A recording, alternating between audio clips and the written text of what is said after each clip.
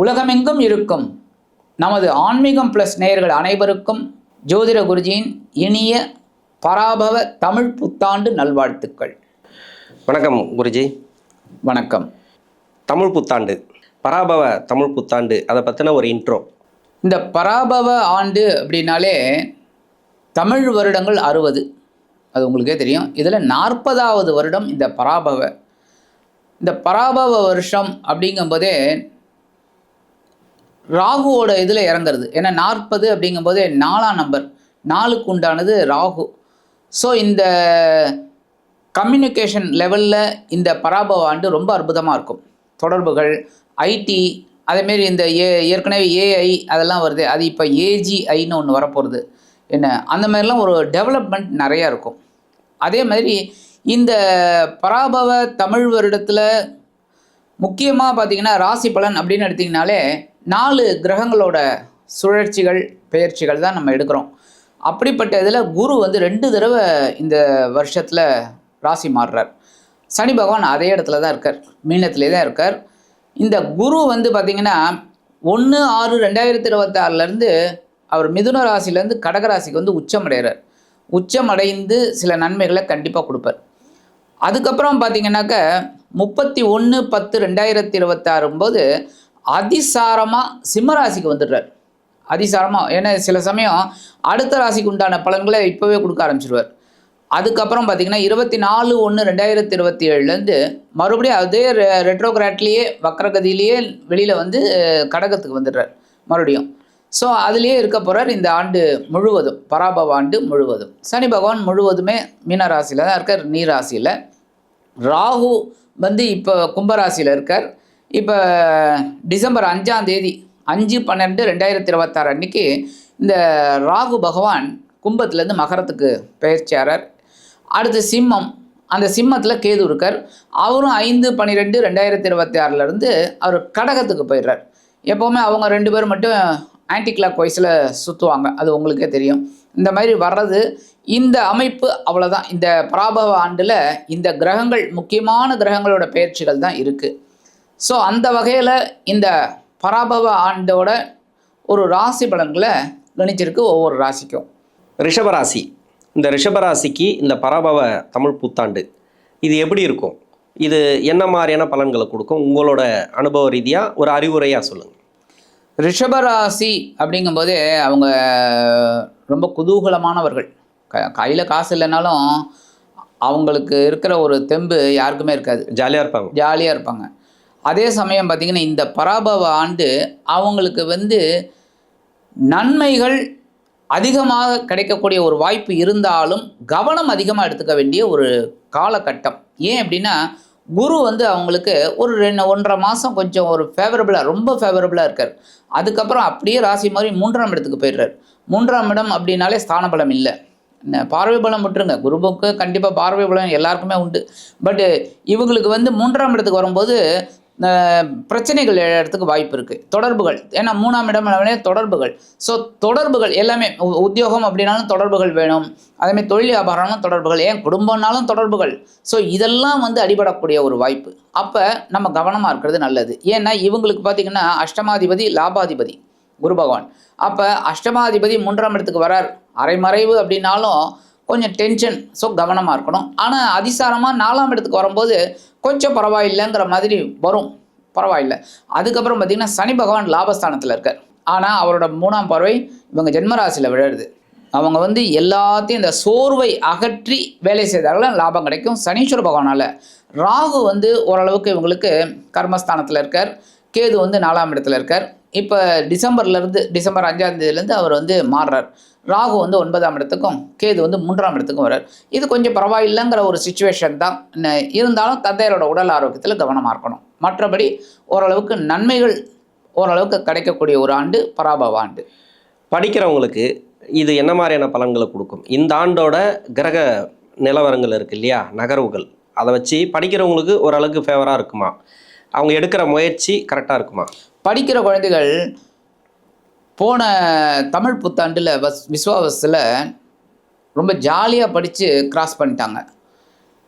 ஆனால் இந்த பராபவ ஆண்டில் கொஞ்சம் கடுமையாக படிக்கிற மாதிரி இருக்கும். அதாவது அதை கான்சன்ட்ரேஷன் அதிகமாக வரணும். முயற்சி அதிகமாக எடுத்தாங்கன்னா கண்டிப்பாக அவங்களுக்கு நல்ல ஒரு சான்ஸ் கிடைக்கும். இப்போ கடன் பிரச்சனை இருக்குது. ரிஷபராசிக்கு வந்து 11ஆம் இடத்துல சனி, இன்னொன்று குரு 2ஆம் இடத்துல இருந்தாலும் இப்போ கோச்சார ரீதியாக நிறைய பேருக்கு நல்லாவே இருக்குது அப்படின்ட்டு நிறைய சொல்லியிருக்கலாம். ஆனால் அவங்க பிரச்சனை அவங்களுக்கு தான் தெரியும். கடன் பிரச்சனை நிறைய, தசாபுத்தியால் பாதிக்கப்பட்டவர்கள் கடன் பிரச்சனை, குறிப்பாக பெண்களுக்கு சொல்ல முடியாத கடன், வேலை அழுத்தம், மன அழுத்தம், இது மாதிரி 7.5 சனியும் கிடையாது, அஷ்டம சனியும் கிடையாது. மற்றபடி கிரக நகர்வுகள் பார்த்தீங்கன்னாக்கா எதுவும் மறைவு ஸ்தானத்தில் கிடையாது. ஆனால் தேவையில்லாத கஷ்டப்பட்டுனுக்கிறாங்க. இதுக்கு வந்து என்னென்னாக்கா குரு தசை வந்து மாட்டிக்க அவங்களுக்கு, அது மாதிரி இல்லை சனி தசை, அது மாதிரி இது மாதிரியான தசாபுத்திகள் மாட்டும்போது பிரச்சனைகளை கொடுக்குது. இப்போ இந்த ஆண்டை பொறுத்த வரைக்கும் அவங்களுக்கு இருக்கக்கூடிய கஷ்டங்கள் ஓரளவுக்கு ரிலீஃப் ஆகுமா? கடன் பிரச்சனை, குறிப்பாக கடன் பிரச்சனை, அது மாதிரி இன்னொன்று கொடுத்த கடனும் வரல, அதாவது வாங்கி கொடுக்க முடியாத கடன், கொடுத்து வராத கடன், இது எல்லாத்துக்குமே ஒரு ரிலீஃப் கிடைக்குமா இந்த ஆண்டில்? இந்த பராபவ ஆண்டில் ரிஷபராசி என்பவர்களுக்கு ஓரளவுக்கு அனுகூலம் கிடைக்கக்கூடிய ஒரு அம்சம் உண்டு இந்த பொருளாதார விஷயத்தில். ஆனால் இவங்களுக்கு பார்த்திங்கன்னா எல்லாருக்குமே கடன் எப்படி வருதுங்கிறது அவங்க தெரிஞ்சுக்கணும். முதல்ல கடன் அப்படிங்கும்போது அது கடன் கொடுக்கறது இவங்களை நம்பி கொடுக்கறதுக்கு நிறைய பேர் இருக்காங்க. ஏன்னா ரிஷபராசி அன்பர்கள் பார்த்திங்கன்னா ஒரு முகமே பார்த்திங்கன்னா கவர்ச்சிகரமாக இருக்கும். அவங்கள பார்த்தோன்னே நல்லவங்க, திருப்பி கொடுத்துருவாங்க அப்படின்னே சொல்லி கொடுத்துருவாங்க. அதான் சிரிச்சுனே இருப்பாங்க. ஆமாம், சிரிச்சுட்டே சொல்லிட்டீங்க, ஜாலியாக இருப்பாங்க. அதனால கொடுத்துருவாங்க. கொடுத்துட்டு தான் இவங்க, ஏன்னா இவங்களுக்கு ராசிநாதன் சுக்கிர பகவான், என்ன அதே சமயம் அவர் தான் ராசிநாதன், பகிர்வுணர் ரோகாதிபதி. அப்போ இந்த கடன்னால தாங்க அவங்களுக்கு பிரச்சனையே வரும், சண்டையே வருது. இவங்கக்கிட்ட யாருமே, இவங்களும் சண்டைக்கு போக மாட்டாங்க, அதுக்காக வந்த சண்டையை விட மாட்டாங்க. ஆனால் அப்படியே ஓரமாக போயிடுவாங்க, நமக்கு என்னென்னு ஒதுங்கி போயிடுவாங்க. ஆனால் இவங்களை ஒதுங்க விடாமல் பண்ணுறதே இவங்க ராசிநாதன் தான். கடனை வாங்கி மாட்டி விட்டு ஒரு பிரச்சனையை பார்த்து சிரிக்கிறது ராசிநாதன் தான். அப்போ இவங்க வந்து கடன் விஷயத்தில் கவனமாக இருக்கணும். ஆனால் அது மாட்டாங்க. ஏன் அப்படின்னா சாதாரணமாக எல்லாருக்கும் ஒரு 10 லட்சம் கடன் கிடைக்கிறதுனா இவங்களுக்கு 25 லட்சம் கிடைக்கும். உடனே 1/4 கோடின்லாம் பார்க்க மாட்டாங்க, வாங்கிடுவாங்க. திருப்பி கொடுக்கும்போது தான் நீங்கள் சொல்கிற அந்த பாயிண்ட்டு கொடுக்க முடியாத ஒரு சுச்சுவேஷன் உண்டாகும். ஏன்னா தசாபுக்தி அதேமாரி கோச்சார ரீதியாக எல்லாமே இது 75 அது 25ன்னு வரும்போது மாட்டிக்கிறாங்க. அதுதான் இந்த ரிஷபராசிக்கு கொஞ்சம் கஷ்டம். ஆனால் இந்த பராபவ ஆண்டு அப்படிங்கும்போதே ஓரளவுக்கு அந்த வருமானம் இருந்திருக்கு பாருங்கள், அது ஓரளவுக்கு அவங்களுக்கு கொஞ்சம் சர்வே பண்ணுற மாதிரி வரும். ஆனால் இப்போவும் அவங்க வந்து கடன்கள் விஷயத்தில் கொஞ்சம் கவனமாக தான் இருக்கணும். அதேமாரி கொடுத்த கடன் ஓரளவுக்கு திரும்பி வரத்துக்கு வாய்ப்பு இருக்குது. ஏன்னா அவரோட பார்வையெல்லாம் ஓரளவுக்கு நல்லபடியாக இருக்குது, அதனால் வரும். ஆனால் இவங்க கொடுக்க வேண்டிய கடன் கொஞ்சம் கஷ்டப்பட்டு தான் கொடுக்குற மாதிரி இருக்கும். அப்போ தான் அதுக்கு தான் சொல்ல முயற்சி எடுக்கணும். முயற்சி எடுத்தால் தான் அந்த வருமானம் வரும். வருமானம் வந்தால் கடன் அடைக்கலாம். பொருளாதார ரீதியாக இந்த பராபவ ஆண்டு இவங்களுக்கு அந்த வளர்ச்சிங்கிறது எப்படி இருக்கும்? அதாவது சேமிப்பு, ஏன்னா கடன் இருக்குது இல்லைன்னு சொல்ல, கடன் இருக்கிறவங்களும் கடன் இருக்குது. ஒரு சில பேர் கடன் இல்லை, அதாவது வரவுக்கு செலவுக்கும் மிச்சம் இல்லாமல் ரொம்ப கஷ்டப்பட்டுனுக்கிறாங்க. இந்த ஆண்டாவது சேமிப்பு, அப்படி இல்லை வீடு கட்டணும், இடம் வாங்கணும், அது மாதிரி ஏதோ ஒரு சேமிப்பு, அட்லீஸ்ட் ஏதாவது நின்னா போதும், வருமானம் கையில் நிற்கணும். அதுக்கு வந்து ஏதாவது ஒரு வழி பிறக்குமா?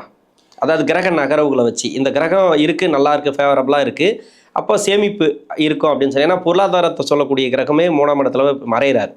இதனால் பொருளாதாரம் பாதிக்கப்படுமா? சேமிப்பு கிடைக்குமா? இப்போ குரு பகவான் கடகராசிக்கு 3ஆம் இடத்துக்கு வந்து அரைமறைவு அப்படின்னாலும் அந்த இடத்துல உட்காந்துடுறார். அப்புறம் டிசம்பர்லேருந்து பார்த்திங்கன்னா கேதுவும் போய் அந்த கடகத்தில் உட்கார்றாரு. அப்போ கேதுவும் குருவும் சேர்ந்துட்டு ஒரு எல்லாரும் சொல்லுவாங்க கேல யோகம் அப்படிம்பாங்க. கேல யோகம்ங்கிறது மற்ற கிரகங்களையும் வச்சு அந்த இதெல்லாம் சொல்லணும். இல்லை இப்போ சில பேருக்கு பார்த்திங்கன்னா குருபலம் வந்துடுது அப்படிம்பாங்க. அந்த பையனுக்கு 10 வயசு தான் இருக்கும், என்ன அப்போ அவனுக்கு குருபலம் வந்து கல்யாணம் பண்ண முடியும்? 10 வயசில் இருக்கிறவனுக்கு, அந்த ஏஜில் இருக்கிறவங்களுக்கு குருபலம் ஒர்க் அவுட் ஆகும். அது மாதிரி இந்த யோகம்ங்கிறது அந்த ஏஜுக்கு தசாபுக்தி நேரத்துக்கு அந்த கேல யோகம் ஒர்க் அவுட் ஆகும். அப்போ இந்த குருவும் கேதுவும் 3ஆம் இடத்துல இருக்கும்போது இவங்க கண்டிப்பாக முயற்சிகளை மேற்கொண்டாதான் பொருளாதாரம் முன்னேற்றம் அடையும். இல்லை அப்படின்னா ரிஷபராசினியர்களுக்கு கொஞ்சம் ஒரு இதில் கொண்டு விடும். அப்போ நம்ம கவனமாக இருந்து அந்த முயற்சிகளை எடுத்தால் தான் வெற்றி. இப்போ ராசிக்கு சனி பார்வை இருக்கு இல்லையா? ஆமாம். அதாவது மீனராசிக்கு வந்ததுலேருந்தே இப்போ 7.5 சனி இவங்களுக்கு கிடையாது, ஆனால் 7.5 சனி நடக்கிற மாதிரியே இருக்கு அவங்களுக்கு. ஆமாம். என்னவோ ஒரு பிரச்சனை கொடுத்த மாதிரி, வேலை மாற்றம், வேலையில் பிரச்சனை, அதாவது 7.5 சனியில் ஒருத்தருக்கு வேலை போகுது அப்படின்னாக்கா இப்போ 7.5 சனி கிடையாது. ம் அதுக்கு முன்னாடியே ஜென்மராசி ஒரு பார்ப்பார்ல 11ஆம் இடத்துல ம் தசாபுத்தி சரியில்லைன்னாக்கா அங்கே ஒரு எதிரியை உருவாக்கிட்டுருவார். அதாவது ஒரு வேலை செய்கிற இடத்துல கரெக்ட். இல்லை தொழில் செய்யக்கூடிய இடத்துல ஒரு பணம் போகும். ஆனால் அது வந்துனே இருக்கும். கடைசியில் பார்த்தீங்கன்னாக்கா அந்த 7.5 சனி வரும்போது லாக் ஆகும். இது பொருளாதார ரீதியாக நிறைய பிரச்சனைகள். அது இப்போ எந்த முடிவுமே எடுக்க முடியாமல் தடுமாற்றத்தில் இருக்காங்க இல்லையா, இவங்களுக்கெல்லாம் வேலை ரீதியாக ஏதாவது ஒரு முடிவு எடுக்கலாமா? அதாவது வேறு வேலை சேஞ்சஸ் பண்ணுறதுக்கு, இல்லை வேலையில் எப்படி எப்படிலாம் இவங்க உஷாராக இருக்கணும்? இவங்க சாதாரணமாகவே முயற்சி எடுக்கிறாங்களோ இல்லையோ வேறு வேலை தேடுற மாதிரி தான் வரும் மேக்ஸிமம். அந்த மாதிரி தான் சுச்சுவேஷன் வரும். ஆனால் இவங்க சில பேர் பார்த்தீங்கன்னா நீங்கள் சொல்லுமே இந்த தசாபுக்தி அதெல்லாம் ஓரளவுக்கு ஒர்க் அவுட் ஆகிறவங்களுக்கு கவலை இல்லை. ஏன்னா சில பேர் பார்த்தீங்கன்னா 20 வருஷம் 25 வருஷம்லாம் ஒரே இடத்துல வேலை பார்க்குறாங்க. அப்போ அவங்களுக்குலாம் வந்து குரு வந்து 10ஆம் இடத்துக்கு வந்தது இல்லையா, இல்லை 3ஆம் இடத்துக்கு வந்தது இல்லையா, கண்டிப்பாக வந்திருக்கும், 2-3 தடவை வந்திருக்கும். ஆனாலும் மீறி அவங்க அந்த இடத்துல இருக்காங்க அப்படின்னா அவங்களோட தசாபுக்தி காரணமாக இருக்கலாம். அதனால தான் அவங்க இருப்பாங்க. அந்த மாதிரி இருக்கும்போது இவங்களுக்கு தசாபுக்தி கரெக்டாக இருந்ததுன்னா இவங்களுக்கு ஒன்றும் பிரச்சனை இல்லை. ஆனால் இவங்களுக்கு மேக்சிமம் வேறு வேலை தேடுற மாதிரி ஒரு வாய்ப்பு வரத்துக்கு இருக்குது இந்த ஆண்டு. அதேமாதிரி தொழில் வியாபாரம் அப்படி தான். சில பேருக்கு பார்த்திங்கன்னா ஓப்பனாக சொல்லணும்னா கவனமாக இருக்கணும். இல்லைன்னா தொழில் வந்து நம்ம க்ளோஸ் பண்ணுற லெவலில் வரும். ஏன்னா எப்போவுமே தொழில் அப்படின்னாலே லாபம் இருந்தால் தான் தொழில். லாபமே இல்லை அப்படின்னா அந்த தொழில் பண்ணுறது வேஸ்ட்டு. கரெக்டாக? அப்போ இவங்க வந்து லாபம் எப்படி கொண்டு வரதுங்கிறதுக்கு முயற்சி எடுத்து அவங்க பண்ணாங்கன்னா தொழில் வியாபாரம் சூப்பராக இருக்கும். ஏன்னா 3ஆம் இடம், அடுத்து 4 நாளும் பரவாயில்லை. ஆனாலும் அடுத்து வக்ரகதி அடையும் போது ஓரளவுக்கு இவங்களுக்கு பரவாயில்லை சிச்சுவேஷன். ஏன்னா இவங்களுக்கு ராசிநாதன் வந்து சுக்கிரன் அவங்களுக்கு பகை கிரகம் அப்படிங்கிறதுல ஓரளவுக்கு குரு வக்ரமாக இருக்கும்போது ஓரளவுக்கு நன்மைகளை எதிர்பார்க்கலாம். இருந்தாலும் நீங்கள் சொல்கிற மாதிரி இந்த சனி பகவான் வந்து 11ஆம் இடத்துல இருந்தால் கூட 3ஆம் பார்வையை நேராக பார்க்குறாரு. அதுலேருந்து அதை பார்க்க ஆரம்பிச்சதுலேருந்தே இவங்களுக்கு வந்து இந்த ஓப்பனாக சொல்லணும்னா சோம்பேறித்தனம் வந்துடுது. ஏன்னா பார்க்கலாம், நாளைக்கு பார்த்துக்கலாம் அப்படிங்கிற மாதிரிலாம் அதெல்லாம் இவங்க மாற்றினாங்கனாலே அந்த மாற்றம் அவங்களுக்கு இனிமையாக அமையும். அதாவது கார்த்திகை நட்சத்திரமும் இப்போ ரோகிணி நட்சத்திரத்துக்கு தான் சனி பார்வை இருக்கு. ஆமாம். இன்னும் அடுத்தடுத்து பார்த்தீங்கன்னாக்கா மிருகசீரிடத்துக்கும் வந்துடும். ஒவ்வொருத்தரா நிறைய கஷ்டப்படக்கூடிய சூழ்நிலைகள் வருது. அது தசாபுத்தி சரியில்லை மட்டும்தான். மற்றபடி பார்த்தீங்கன்னாக்கா ஒரு சில பேருக்கு வந்து வியாபாரம்லாம் நல்லா போயிட்டு இருக்கு. தொழில் வியாபாரம் வேலை அதெல்லாம் நல்லா போயிட்டு இருக்கு. அவங்கெல்லாம் எதெல்லாம் கவனமாக இருக்கணும்? முக்கியமாக உடல் ஆரோக்கியத்தில் கவனமாக இருக்கணுங்க. ஏன்னா இந்த லேசினஸ் வரும்னு சொல்கிறேன் பார்த்தீங்களா, லேசினஸ் வருது அப்படிங்கும்போது நம்ம உடம்பை கவனிச்சிக்க மாட்டோம். உடம்பை கவனிச்சுக்கணும். தொழில் வியாபாரத்தில் கான்சன்ட்ரேஷன் வேணும். உத்தியோகம் நம்ம என்ன வேலை அப்படிங்கிறத அவங்க தெளிவாக தெரிஞ்சுக்கிட்டு அவங்க ஒர்க் பண்ணாலே போகிறோம். பரிகாரம் ரிஷபராசிக்கு இந்த பரிகாரம் பண்ணிங்கனாக்கா இந்த வருஷத்தில் எந்த ஒரு ப்ராப்ளமும் இல்லாமல் இருக்கலாம்னாக்கா என்ன பரிகாரம் பண்ணுறது? இந்த ரிஷபராசி நேயர்களுக்கு பரிகாரம் இந்த பராபவ ஆண்டில் பண்ணணும்னா ஒரு தடவையாவது திருத்தணி போயிட்டு வந்தால் ரொம்ப நல்லது. ஏன்னா திருத்தணி அப்படிங்கும்போதே இந்த முருகப்பெருமான் வந்து கோபம் தணிந்து ரொம்ப அற்புதமாக அங்கே வந்து வள்ளி தேவியானோட சேர்ந்துருக்கார். அது ரொம்ப விசேஷம். அதுக்கு தான் அந்த இடத்துல போய் உட்காந்து அவர் அருள் புரிஞ்சுட்டுருக்கார் திருத்தணியில். அதாவது தணிகை அப்படின்னாலே அவரோட கோபம் தணிந்த இடம், அதுதான் தணிகை. அப்போ அந்த திருத்தணி போயிட்டு ஒரு தடவை முருகப்பெருமானை வழிபாடு பண்ணிட்டு வர்றது ரொம்ப ரொம்ப விசேஷம் இவங்களுக்கு. அதேமாரி நான் ஒவ்வொரு தடவையும் சொல்ல முடியாத பட்சத்தில், ஏன்னா எல்லாருக்கும் அந்த இது முடியுமாங்கிறது தெரியாது, போக முடியுமா என்னன்னு தெரியாது. ஏன்னா சென்னையில் இருக்கிறவங்க பக்கத்தில் போயிட்டு வருவாங்க, அரக்கோணத்தில் இருக்கிறவங்க அடிக்கடி போயிட்டு வரலாம், இப்படி ஒவ்வொருத்தர் இருக்குது. பட் ரொம்ப லாங்கில் இருக்காங்க, பாம்பேயில் இருக்காங்க, இப்போ சிங்கப்பூரில் இருக்காங்க அப்படின்னா நம்ம நேயர்கள் நிறைய பேர் அயல்நாட்டில் இருக்காங்க. அவங்கெல்லாம் எப்படி பண்ண முடியும்? பக்கத்தில் இருக்கிற முருகப்பெருமான வழிபாடு பண்ணிட்டா போதும். அந்த சன்னதியாக இருந்தால் கூட போய் வழிபாடு பண்ணிட்டு வந்தால் போகிறோம். செவ்வாய்க்கிழமை போகிறது ரொம்ப நல்லது. இந்த திருத்தணி போகிறவங்க ஒரு தடவை போயிட்டு வந்தாலே போகிறோம். ரொம்ப விசேஷமான பலன்கள் கண்டிப்பாக கிடைக்கும். பெண்களுக்காகட்டும், இந்த உத்தியோகத்தில் இருக்கிறவாளுக்கும் ஆகட்டும், தொழில் வியாபாரமும் சரி, இந்த மாதிரி இவங்க பண்ணுறதுனாலே எல்லாமே சுபிக்ஷமாக கண்டிப்பாக இந்த பராபவ ஆண்டு அவங்களுக்கு கை கொடுக்கும் என்று கூறி விடைபெறுகிறேன். நன்றி.